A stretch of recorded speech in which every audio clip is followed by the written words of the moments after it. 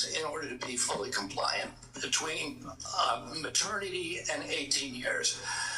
Only one of those 19 vaccines, 92 doses, only one of those vaccines that have been tested against the inert placebo.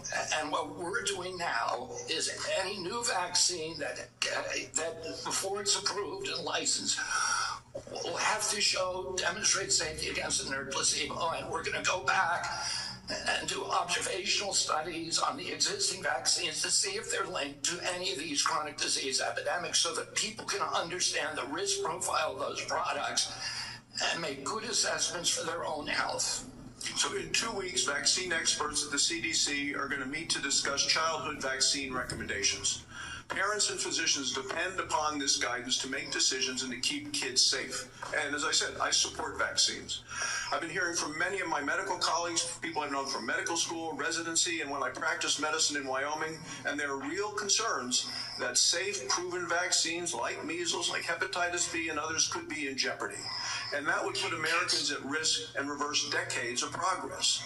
As we've seen over the last 4 years, the previous administration 4 years, when recommendations became politicized or were swayed by bias, that the public trust can be lost. So what safeguards are in place to ensure decisions are based solely on science and not politics? And how are you going to make sure doctors and parents can count on CDC guidance? I mean, Senator, I would point this out.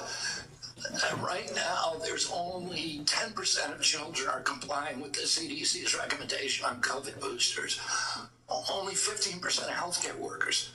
So Americans have lost faith in CDC, and we need to restore that faith. And we're going to do that by telling the truth and not through propaganda, by making them understand that everything that we say is true, that we're going to tell them what we know, we're going to tell them what we don't know, and we're going to tell them what we're researching and how we're doing it, and we're going to be transparent. It's the only way to restore trust in the agency, by making it trustworthy. Finally, with chronic diseases like you, I'm committed to addressing our nation's growing rate of chronic diseases. I think if we're going to make America healthy again, we need to support rural primary care providers that play a role. As a rural physician, I want to make sure we can prevent and manage chronic diseases in their communities, and I ask for you to continue to work with us specifically with regard to rural health. Thank you, Congressman. Senator Daines. Chairman Cripple, thank you. Senator Kennedy, welcome. It's good to see you here again. I want to begin my time by talking about the issue of federal deregulation of chemical abortion drugs.